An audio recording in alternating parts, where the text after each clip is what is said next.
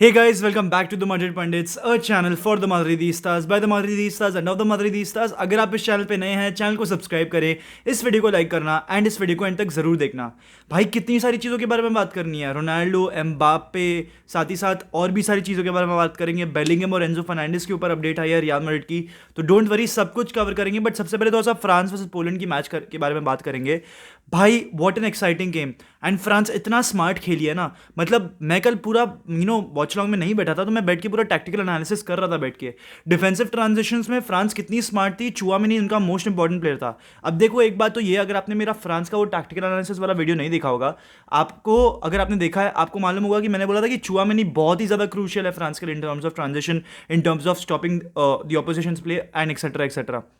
But यहाँ पर उसकी ट्रांजेक्शन्स पे इतनी एम्फेसिस थी ना, मतलब वो बहुत बड़ा डीपर रोल प्ले कर रहा था एंड बॉल को प्रोग्रेसिवली कैरी करके आगे लेके जा रहा था। एंड उसने राबियो और ग्रीजमैन को हेल्प आउट किया, बिकॉज ग्रीजमैन और राबियो दोनों के दोनों हाफ स्पेसेस में ऑपरेट कर रहे थे, to help out Giroud, to help out Mbappe, to help out Dembele on the respective flanks.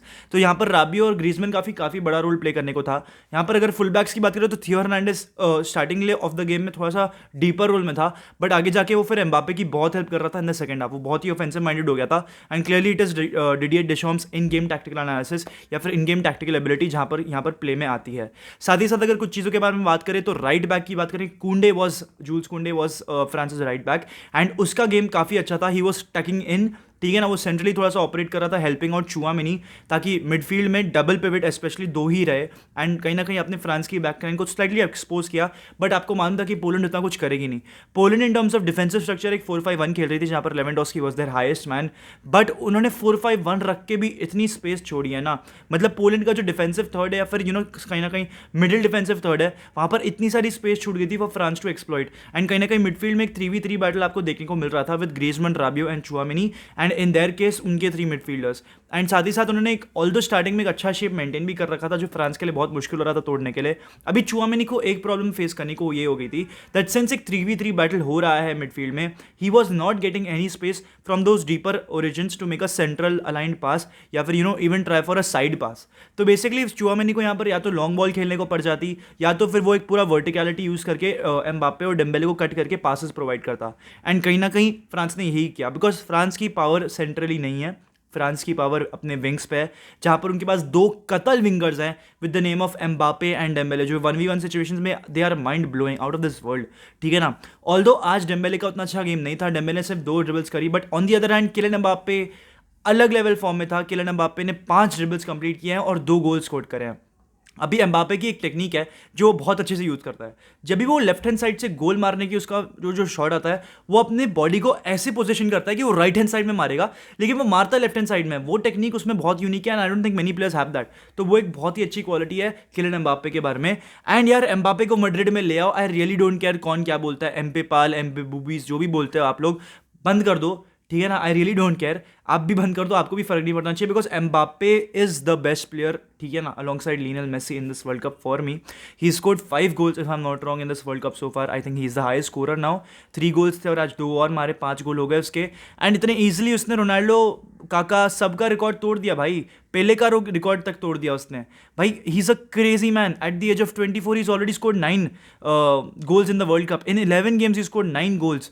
यहीं पर क्रिस्टियानो रोनाल्डो को 20 games लगे to score 8 goals. And by any means मैं रोनाल्डो को क्रिटिसाइज नहीं कर रहा यहाँ पर, I am just appreciating Kylian Mbappe. तो ये सारी चीज़ें हमें देखनी पड़ेगी। एंड यार मतलब ले आओ भाई बंदे को, मतलब बेंजेमा का जब हो जाएगा तब आप एम्बापे को स्ट्राइकर खिला लेना, फर्क नहीं पड़ता। लेफ्ट विंग को ना खिलाना, लेफ्ट विंग पे विनीसियस को ही रख ले, स्ट्राइकर एम्बापे को रखना, वो वहाँ से भी गोल पेल ही देगा, because he is that quick, he is that efficient in front of goal. तो वही सारी चीज़ें हैं जो मैटर करती हैं। बट यहाँ पर क्रिस्टियानो रोनाल्डो का जैसे मैंने नाम ले लिया, तो यार सोफार स्कोर और कुछ अदर साइट्स हैं जिन्होंने स्टेटिस्टिकली प्रूव करने गए हैं that Cristiano Ronaldo fits in that worst 11। यार I really don't think so, because उसने अच्छे गेम्स हमें दिखाए थे, उसने ड्रिबल्स निकाली हैं, उसने की पासेस प्रोवाइड करे हैं, एंड धीरे धीरे उसका परफॉर्मेंस इंप्रोवाइज हो रहा है। तो ये जो निकल कर आया that Cristiano Ronaldo is in the worst 11 of FIFA world cup 2022? I don't think so, because वहाँ पर आपको सारे कतार प्लेयर्स देखने को मिल रहे हैं, वहाँ पर आपको ऐसी टीम्स देखने को मिल रही हैं जो एलिमिनेट हो चुकी हैं, जो फोर्थ फिनिश की हैं। वहाँ पर क्रिस्टियानो रोनाल्डो की प्लेस बिल्कुल भी नहीं है। ही स्कोर्ड 1 गोल, एक गोल उसका डिसअलाउ किया गया है, जो कि मेरे हिसाब से तो होना नहीं चाहिए था, बट स्टिल करा गया है। एंड साथ ही साथ कुछ गेम्स में वो काफ़ी अच्छा खेला है। आई थिंक उसका जो सेकंड गेम था वहाँ पर वो काफ़ी अच्छा खेला था, एंड फर्स्ट गेम में तो ऑब्वियसली उसने गोल्स मारे ही मारे थे। तो आई डोंट थिंक आप कैसे उसको डालोगे based on the third game. हाँ ठीक है, थर्ड गेम उसकी खराब गई थी, बट यहाँ पर अब उसके पास राउंड ऑफ 16 में फिक्सचर है टू प्ले अगेंस्ट स्विट्जरलैंड, एक ऐसी टीम जिसके सामने वो ऑफन गोल्स मारता है। तो हमें देखना पड़ेगा कि क्या क्रिस्टियानो रोनाल्डो टर्न अप कर जाएंगे अगेंस्ट स्विट्जरलैंड। आई होप से यार, मन ऐसे भर जाएगा मेरा अगर रोनाल्डो गोल मार देता है against Switzerland, because that is what we Ronaldo fans are expecting and waiting for very eagerly. साथ ही साथ अगर एक और टॉपिक को कवर करें तो बेलिंगम के बारे में बात करेंगे। इंग्लैंड सेनेगल का मैच यार मैंने उतना डिटेल में देखा नहीं, तो आपके लिए कुछ टैक्टिकली मैं प्रोवाइड कर नहीं सकता आपको, sorry for that. But Bellingham के बारे में एक बहुत तगड़ी अपडेट निकल कर आ रही है। रियल मैड्रिड ने अपना अल्टीमेटम दे दिया है to Jude Bellingham and his entourage, because यहाँ पर मैड्रिड को रियलाइज हो गया that Liverpool are also going to enter in this race, because आप देख सकते हो लिवरपूल के प्लेयर्स हैं उस इंग्लैंड नेशनल टीम में जो कि बेलिंगम को इन्फ्लुएंस कर सकते हैं। ऐसा हमने काफ़ी बार देखा है, बिकॉज रीसेंट केस में आप देखो कामाविंगा ने चुआमेनी को कहीं ना कहीं बोला कि भाई तू मैड्रिड आ जा, एंड उसने कहीं ना कहीं ही had a role to play basically in this move for Tchouameni to Real Madrid. And कहीं ना कहीं Jordan Henderson, Trent Alexander Arnold, इनका भी थोड़ा सा से हो सकता है अगर जूड बेलिंगम लिवरपूल जाता है तो। इसलिए यहाँ पर मैड्रिड ने अपना कहीं ना कहीं अल्टीमेटम रख दिया है in terms of Jude Bellingham. अगर उसको आना है, he is going to come on the basis of a sporting project, and Madrid 100 million से ज़्यादा ऑफर नहीं करने वाली है जूड बेलिंगम को। Madrid are not going to pay more than 125 million, ये क्लियर आ चुका है बाय थॉमस गोंजालेस, जो कि काफ़ी रिप्यूटेड सोर्स है, ठीक है ना। तो ये निकल कर आया है जूड बेलिंगम के बारे में। एंड बाय चांस अगर जूड बेलिंगम पे मैड्रिड मिस कर जाती है, Madrid are going to go all out for Enzo Fernandez. Enzo Fernandez is their plan B. However एक पॉइंट ये निकल कर आया है एंजो फर्नांडिस के बारे में दैट मैड्रिड उसके लिए 80 मिलियन देगी। आई थिंक वो उतना नहीं होगा। आई थिंक मैड्रिड 60 मिलियन से या 50 मिलियन से ज़्यादा नहीं देने वाली है। अब एक चीज़ ना यहाँ पर मैं ऐड करना चाहूँगा, ये रिपोर्ट्स तो कॉन्क्रीट है ही हैं, बट साथ ही साथ एक रिपोर्ट और निकल कर आ रही है राफेल लियाओ के बारे में, that Rafael Leao wants to leave AC Milan and follow the footsteps of Cristiano Ronaldo. This was reported by Marca. ये थोड़ी सी बकवास न्यूज़ है। I don't think Rafael Leao is going to leave AC Milan any time soon. थोड़ा time लगेगा, but हाँ, I am not completely against it. शायद से हो भी सकता है, you never know, but it all depends on Mbappe, Holland and other players as well. But apart from that, coming back to the midfield topic, अगर Madrid midfielder के पीछे इतने पीछे भाग रही है ना, आप समझ लो कि अगले साल मिडफील्ड के डिपार्टमेंट में सिर्फ 2 एक्सिट्स हो सकते हैं। पहला टोनी क्रूज का और दूसरा डैनी सेबायोस का। ये 2 प्लेयर्स हमें छोड़ के जा सकते हैं, इसलिए मैड्रिड शायद से एंजो फर्नांडिस और जूड बेलिंगम को दोनों को ही आए कर रही है। मैं ये नहीं कहूँगा that Enzo Fernandez is Real Madrid's plan B. I do feel that they will go strongly for him.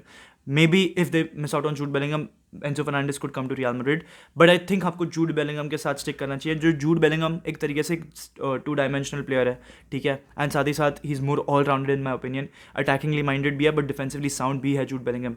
तो ये सारी चीज़ें हैं जो रियल मैड्रिड को देखनी पड़ेगी। Enzo Fernandez on the other hand, थोड़ा सा उसका गेम मुझे प्रेडिक्टेबल लगता है, and I think he performs well when he is playing in a pivot and not in a single pivot. However in the case of Madrid, Madrid don't need a player in the pivot, Madrid need a player like another midfield option, basically a world class midfielder, and Jude Bellingham is going to be that. But yeah, with this I'd like to end the video. If you're watching till the end, Hala Madrid y nada más, hasta el final, vamos Real. ¡Sí!